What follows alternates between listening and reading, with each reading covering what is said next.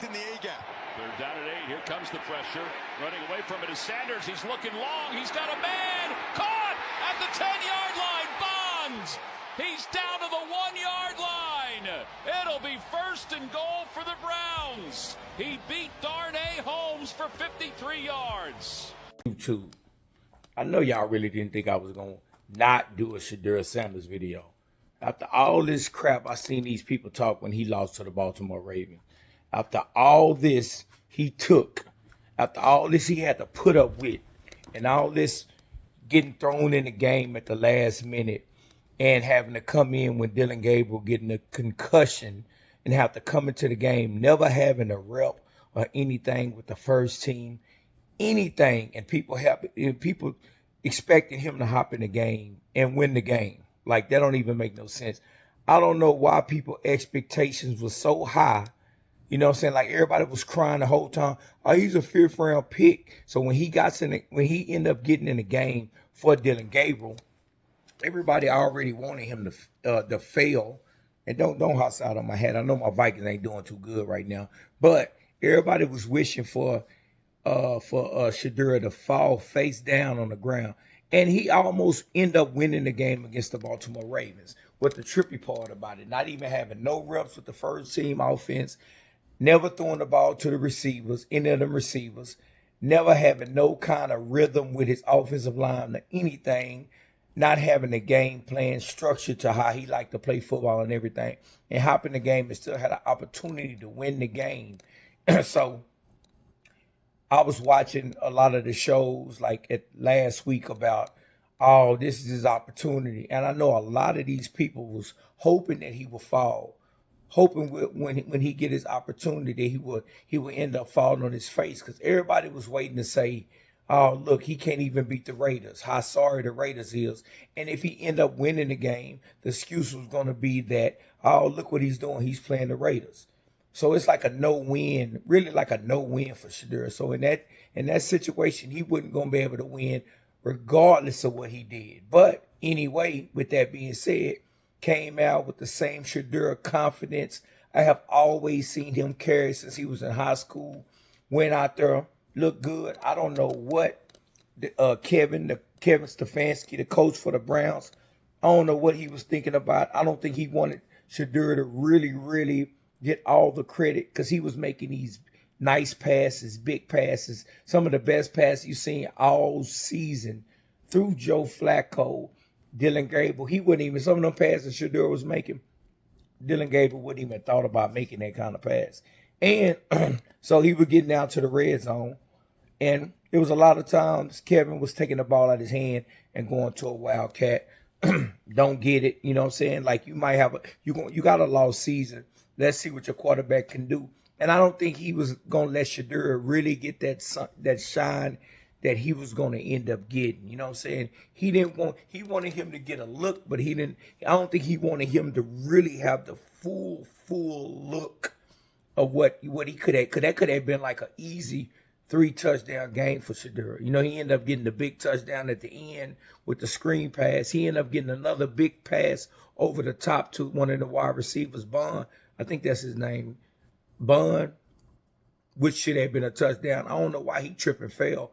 But even when he was doing them big passes and getting out to the red zone, he should have let Kevin Stefanski should have let him finish a lot of them things off. And he was taking the ball out of his hand, giving it to the running back, going in wildcat. But we ain't gonna even mention that. But what I want to talk about. You think I'm not gonna get on her? Because I had a lot of people in my comments. I had a lot of people hopping on my videos saying, "Oh, Shedeur this. He ain't that good." Dude, get in the game. 1 week of practice, end up getting in the game, winning the game. The first time in, they say since what, 1999, that a Browns quarterback first time starting won a game, you know what I'm saying? So, I mean, and then to really watch how the team was inspired, it like they just got just a jolt of energy. Like the whole stadium was just erupting, and they was playing, they wasn't even playing at home. You know what I'm saying? People just riding behind Shedeur. They just know how he got played in the draft. He been getting played by his team the whole year, how he been treated, haven't been getting first team reps, really disrespected from one supposed to be the 1 or 2 quarterback in the draft, end up going in the 5th round. The disrespect, and through all that, Shedeur kept his head up, and every time he talk about anything, he mentions God. He's big in his faith, and he's real confident. And, you know what I'm saying? Like I say, a lot of times people disrespect, you know what I'm saying, people that's real confident. I think when you see a person that's real confident to another confident person, you gonna get crunk. I know I get excited when somebody have the ultimate confidence in themselves. You have a lot of people, you know what I'm saying, that look at Shedeur and they insecure in their self. So they want to put his insecurities on him. Just because he don't feel like he can't do what he feel like he can do. If he got the ultimate belief in himself, and when he walk on the field, it's like the whole team felt that same energy.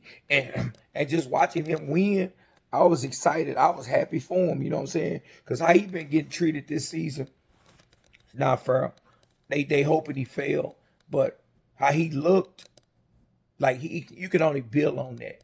And you see a person like Myles Garrett, like he just how people were just inspired, how everybody was just excited, just everything. And I had to get on her. I had to kind of let it just build, you know what I'm saying? I could have got on her the next day and talk my crap about him winning the game, but I didn't want to do that. I wanted to just sit back and enjoy him winning the game. You know what I'm saying? Just sit back and be like, look where he was at the beginning of the season. Look how he was so disrespected in the draft. And look, in week 12, week 12, week 13, look where he at right now.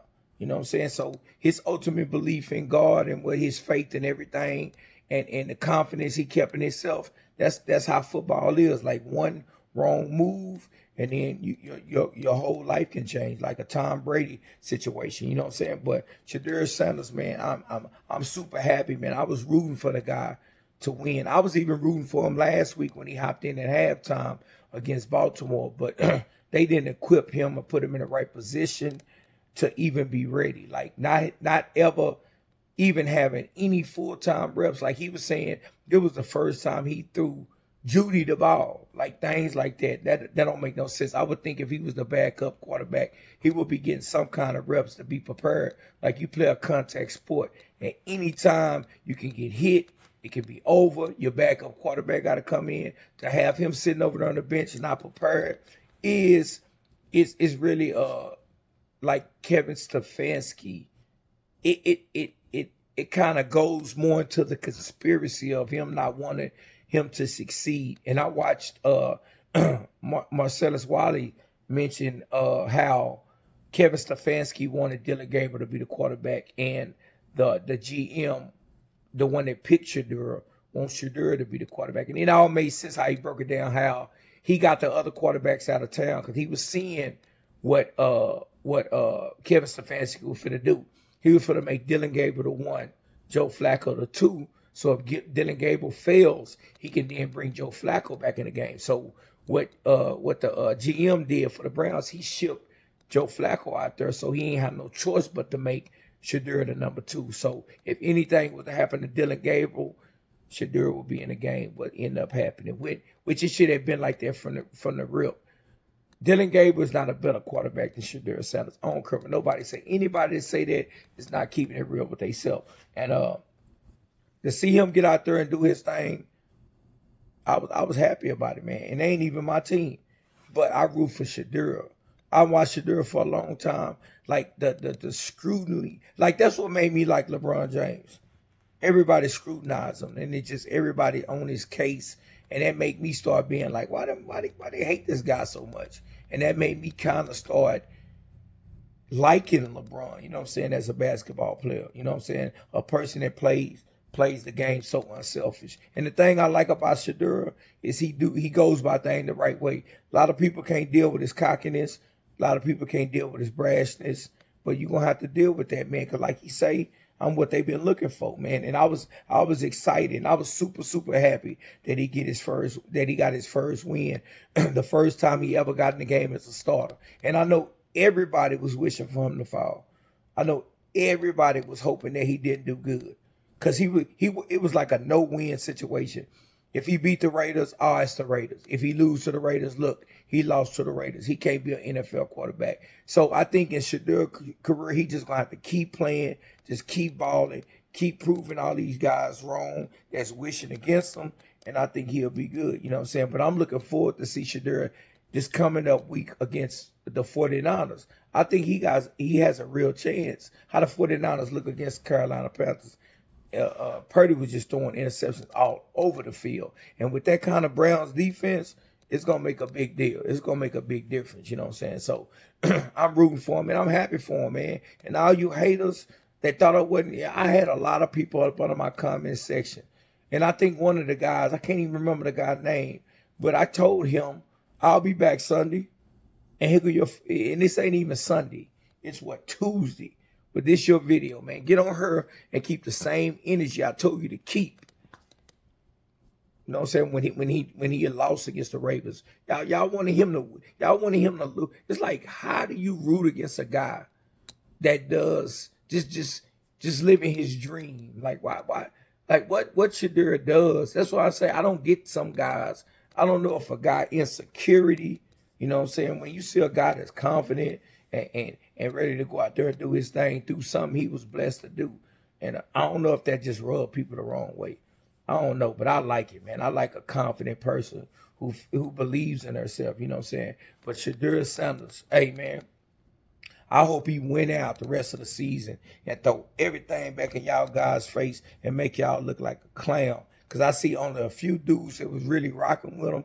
All these dudes was wishing he failed. I seen these dudes coming out saying they don't never give the backup no starting reps. All this, he getting drafted in the first round. I seen people keep using this. Oh, he was drafted in the fifth round, and knowing he wasn't supposed to be drafted in the fifth round. See, but they use that narrative to keep saying, oh, he's a fifth rounder. What you expect from a fifth rounder? He's not a traditional fifth rounder. He went in the fifth round because people were trying to teach him a lesson. And now guess what? If he keep winning, I hope the joke be on them. That's what I really, really hope. You know what I'm saying? The joke is on them. But I had to get on her and do my video, man. You know when my boy Shedeur Sanders does good, I'ma hop on her and I'ma do my video. You know I'ma do that. I gotta do that. Good or bad. You know what I'm saying? And if he beat the 49ers, I'm really going to do a video. It might be an hour long, man. I might do a live, you know what I'm saying? So just stay tuned, man. Like, comment, subscribe on my video, man. Don't be a player hater. You know what I'm saying? Be a player, you know what I'm saying? I know a player need a hater to be a player. And for you to be a player hater, this dude got to be a player and you got to be the hater. But don't be a player hater. Be the player, man. Like, comment, subscribe on my video, man. And share my video, please. And get on her, man. Leave your boy a like. It don't even cost nothing.